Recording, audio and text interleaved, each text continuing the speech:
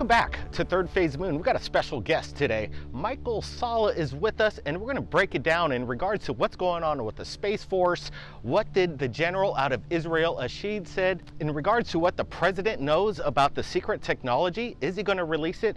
Plus, we're going to also get into what's up with the Space Force and the Guardians. Welcome to the show, Michael Salla. Thanks for joining us right here at Third Phase of Moon. Aloha, Blake. Great to be here with you.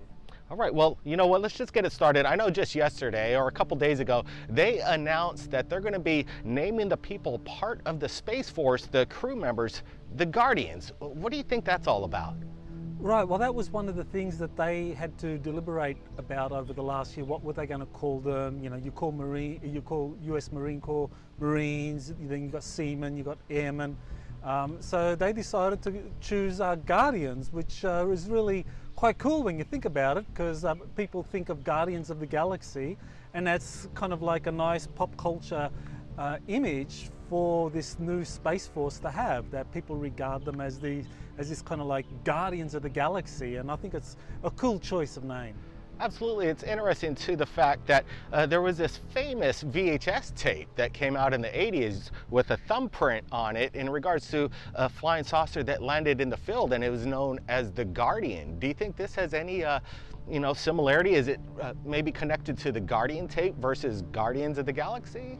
Well, I think when you look at names like that and you look at the movie industry, you know, we've got to think of what a lot of people have been telling us about the use of temporal technologies, that a lot of these programs actually seed ideas in the past, and so that they bear fruit at a certain point. So, you know, we've got to think that when it comes to kind of like conditioning the mass culture and using pop culture to kind of get people to think a certain way, we just can't think linearly.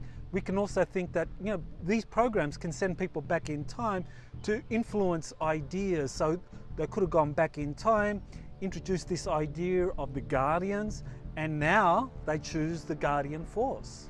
So it's very interesting. They come out with the name the Guardians. When do you think it's going to be really implemented or revealed, let me ask this, in regards to this secret technology that is yet to be released to the public?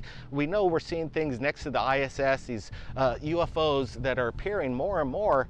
Is there already a secret space fleet in space in regards to the Space Force? Oh, there definitely is already a secret space program that has been run by the Air Force together with the National Reconnaissance Office and the CIA. And what has happened is that because space was always regarded as a benign environment by international law, the secret spacecraft that were built were controlled by the CIA and the NRO and the NSA, because these are all oriented towards intelligence gathering. The idea of space as a warfighting domain was deliberately subjugated so that when it came to the deployment of these spacecraft, it would always be the intelligence community that would have control and command over these craft. What we have now with the introduction of Space Force is the idea that space is a warfighting domain. And so that means that when it comes to the deployment of these secret spacecraft that have been built and deployed in the 70s and 80s, that the intelligence community isn't going to be the one in control anymore. It's going to be the actual Space Command, which is going to be in control. So it's really revolutionary to actually, you know, not only have the creation of Space Force and to have these secret spacecraft redesignated in terms of how they are used, but also it's vital to understand that because space is no longer viewed as a benign environment where satellites and space assets are protected, space is now going to be considered to be this dangerous warfighting domain, and so that means Space Force is going to take control of the assets that are up there. So let me ask you, Dr. Michael Salla, in regards to this threat, you know, the TTSA, they're always saying there's a threat, there's this government faction that's foreign, and these lights in the sky are a threat. Do you really believe that these craft from another planet are actually a threat to humans, or is it something that is being piloted by humans? Let me just say, is the alien UFO that's being piloted by aliens a threat, or is it like a human that's piloting these incredible UFOs that our Navy pilots are seeing? Well, what we need to keep in mind is that a lot of these UFOs that are seen coming out of the ocean, there are secret bases, extraterrestrial bases deep in the ocean, and those have been there a long time. So if they had any kind of hostile intentions towards humanity, we would have known that. You know, they could have taken us over during the kind of pre-industrial age rather than waiting until now. So you know, they have no real hostile intent towards us. They're more monitoring us. But what has happened is that over the last 50, 60 years or so, because there's been a lot of reverse engineering of captured extraterrestrial craft, we have had these secret space programs developed by the Air Force, by the Navy, by the intelligence community, by the corporations, and other countries have been doing the same thing. And so what the Navy pilots photographed in their F-18s off the coast of the Pacific and the Atlantic Oceans in 2004 and 2015, I believe that these actually were reverse engineered craft, that these actually belonged to the Air Force Secret Space Program, and that they were actually being tested against the best Navy intercept craft and the Navy's best radar tracking devices, so that the Air Force guys could see how their reverse engineered spacecraft could operate. So these are not a threat, but the fact that the TTSA is spinning all of this to make it look like a threat, I mean, this really does bring to mind that, you know, maybe what we have here is a kind of like a psychological operation to condition us to think of these craft as a potential threat, because there's still a possibility that at some point you can actually have this false flag event where aliens are depicted as invaders or actually intervening in some way in human affairs. So let me ask you, so if it's not a threat and these craft are being reverse engineered and, you know, it's being spun in the media, and that's what's kind of weird right here at Third Phase Moon, we've reached out to all the major media, Fox, CNN, the New York Times, the LA Times, the list goes on, but they only want to talk to the TTSA in regards to this threat that's going on, or military eyewitnesses. They don't want to talk to the public. Any reason why? Well, I think that's something we need to be very suspicious about. Why is it that the mainstream press is going to that particular source consistently to get their interpretation of what these craft that have been captured on video and that were witnessed by the Navy pilots have seen, and what those craft are? That because the press is going consistently to this particular source, they're getting a spin. And that spin is always that this is a threat. And you can appreciate that this is part of this kind of conditioning of the rest of humanity, of getting people to think that this is potentially a hostile presence that may be related to some unknown foreign adversary, maybe extraterrestrial, maybe some underwater, subterranean civilization or so forth, to just kind of like put this degree of uncertainty there, and to make the TTSA the kind of like authority on what this is. And really, when you look at those people, a lot of them have this kind of military intelligence corporate background, so they are totally controlled by the deep state. They're putting out a narrative to get people to think in a particular way, and we need to be very suspicious of that. Yeah, it's amazing to me that they refuse to take the public's information. In my opinion, I think that's where the real juice of the subject matter really is. Now, let me ask you this, Dr. Michael Salla, in regards to the General Ashed over there in Israel. He came out, he said some major statements in regards to advanced technology, even tunnels underneath Mars, and even the president knows about this, and apparently, according to Ashed, that the president's going to release the information that he knows about in regards to UFOs. Do you have any hope that might happen? Well, this Professor Haim Eshed's testimony is very important. I mean, he gave an interview on December 4 with an Israeli newspaper that came out on December 4th that really covered a range of issues, and he talked about extraterrestrial life, talked about secret agreements between the US and the aliens. He talked about a Galactic Federation, and people are very skeptical about whether any of this can be true. But the fact that this person actually ran Israel's spy satellite program for nearly 30 years, very high credentials, a brigadier general in the Israeli Defense Forces, someone that was responsible for designing and setting up these Israeli spy satellites. And actually, he was a guy that was part of Israel's Unit 81, which is this top secret IDF unit that does really incredible work with advanced technologies. They're kind of like a combination of DARPA and the CIA's Science and Technology Directorate, where they're doing all this kind of exploratory work with these breakthrough technologies. So he was part of that as well before he set off to manage Israel's satellite program. So this is a guy that's in the know of Israel's deepest secrets. So the fact that he has come out and said that these agreements do exist is confirmation for what whistleblowers and insiders have been saying for decades now.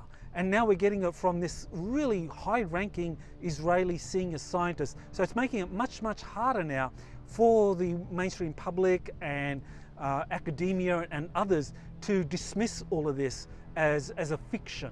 And so people are starting to look at this all again with fresh eyes. And the fact that he actually said that Trump was told that we aren't ready yet by the Galactic Federation, I mean, that's telling us that Trump knows a lot more than what he has been saying in these kind of like very brief media interviews where he makes very vague comments about UFOs being very interesting and Roswell. He might declassify all of that in the future. He's making very vague remarks, but according to this Israeli scientist, Trump knows a lot, and that kind of fits in with his history.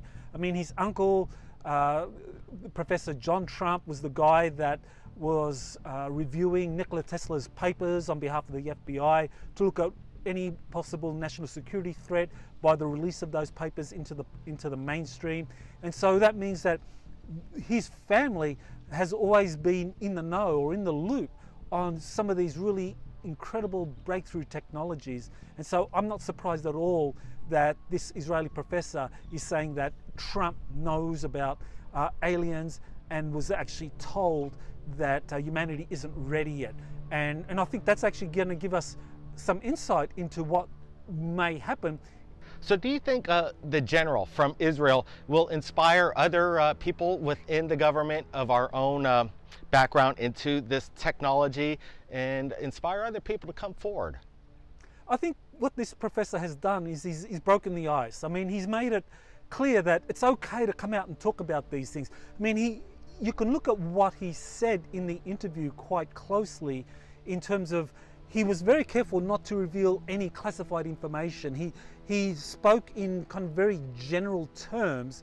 So he was careful not to reveal anything about Israel's spy satellite program, anything about any classified program, but still revealed that there are these programs that do exist involving extraterrestrial life, talking about agreements, the Galactic Federation, talking about these joint bases on Mars that are run between the US and the extraterrestrials. So he was talking about these things in ways that he could reveal it without jeopardizing any kind of disclosure, non-disclosure agreement that he has reached. And this is very important because it provides a way for others that have had similar experiences to come out and start talking about these things. Because typically what happens is that these extraterrestrial agreements or these extraterrestrial related projects are always buried underneath a classified program. You know, if you're talking about spy satellites or rocket technologies, and you can't talk about that program because that's highly classified, you don't want to reveal that. But the deeper program is the extraterrestrial one, and so you can kind of like talk about that in general terms without revealing any details about the kind of cover program concerning satellite technologies, rocket technologies. Sure. Well, let me ask you this. Let me back it up a little bit, change the subject, because there was talk on the major media. Tucker Carlson, other major news organizations announced that we have recovered vehicles not of this world, and then obviously we know they kind of retracted the story. Basically, it was Roswell 1947 all over again to shut down the story. But Bob Lazar talks about this off-world vehicle was discovered in an archaeological dig. So what is it? Is it crash retrievals, or is it recovered archaeological finds that reveal this, extraterrestrial craft? What's your opinion? Well, what we know from people who have come forward and talked about the recovery of these craft is that often they are taken or found in remote locations, that there seems to have been some kind of incident, a crash of sorts, and that these craft are then taken by secret teams, Operation Moondust or Operation Bluefly is some of the kind of code names used to describe these top secret crash retrieval teams, and they take the retrieved craft to secret facilities like originally it was Wright-Patterson Air Force Base, but later on it became Area 51, the S4 facility there at Papoose Lake. Now that is different to these archaeological digs that have been occurring all around the planet, in terms of, like, say, the Giza pyramids. There have been reports that they found ancient extraterrestrial craft there. I'm sure that they found evidence of these craft in remote locations like India, Tibet, Egypt, of course, South America. And wherever they find this information, these technologies, whatever artifacts, they bring them back into the United States for study. But I think where the reverse engineering of these alien spacecraft has been most successful is the retrieved craft that have been taken to Wright-Patterson or to Area 51, and corporations have studied these and then built their own flying saucers or their own flying triangles or flying rectangles. So many different configurations, but these are things that have been built from retrieved flying saucer craft. So these findings, obviously you would think that civilians would be finding these archaeological finds, digging it up. Not always a government faction is there to see this being undug. Usually it's found by just normal people treasure hunting. Are they keeping these people, these civilians that have found these craft, silent? And if so, how do they do that? Because in my opinion, again, usually a treasure hunter will find something, not necessarily a government faction with these archaeological finds. Well, there's a document called the Special Operations Manual. It's part of the majestic documents that Dr. Bob Wood has accumulated along with his son on their website. And it details the procedure by which, when any craft or any kind of advanced technology is found, how the team moves in to retrieve that technology, and how there are these other teams that come in to sanitize the area. So if there are civilians who saw the craft or the archaeological artifacts, and that these have some kind of extraterrestrial connection, those civilians are debriefed, told to be quiet, not to talk about it under threat of dire retribution. And so that typically succeeds when they use that kind of carrot and sticks approach to these civilians. That's certainly what's happened with the 1947 Roswell crash. It was a classic carrot and sticks approach, and Mac Brazel, who turned over access to this retrieved flying saucer craft, he benefited quite handsomely from some kind of like cash or some kind of inducements given to him. So basically what you're saying, it's pretty easy to suppress a story if a civilian or citizen found something that was otherworldly, and just offer them a large amount of cash to be happy, turn over the evidence, and you'll live a happy life, and don't question anything after that. It's basically what you're saying. Totally, yeah, exactly. Because if you have a team of special operatives coming into your home, I mean, they're very threatening, very intimidating, and they tell you pretty clearly that this is something that's of national security interest, and you need to be quiet about it. But we will give you this if you remain quiet, and if you don't, then these are some of the things that might happen. And so people typically take the inducement and accept that, and it's very rare for people to kind of risk the wrath of the intelligence community, because these people don't take no for an answer. Well, you know, this is what I got to say, guys. If anybody out there finds anything, they dig it up and they find something out of this earth, just come to Third Phase Moon. We'll share it to the world. We'll just bust it right open and get disclosure right away. That's what we're here for. I want to thank Dr. Michael Salla for joining us. This has been an incredible, insightful discussion we've had. What are you going to be up to next? Well, I'm now working on exactly what is going to be happening in this coming transition we are witnessing with these elections, and what that's going to mean in terms of disclosure. Like what can we expect with the next president? What kind of disclosure events are going to happen? So I'm looking very closely at that, because I think we are at a really important transition point in our society, in the United States and around the world. And I think disclosure is going to be a big part of a new world that's coming our way. I want to thank Dr. Michael Salla again for joining us. And for you people out there that want to find out what Dr. Michael Salla is up to, we're going to supply his original link below. Go take a look at him and tell him Third Phase of Moon sent you. If you captured anything amazing in the sky, or you dig up something amazing, like I said, contact us right here at Third Phase Moon. Blake Cousins. Keep your eyes on the skies, everybody. We'll see you real soon.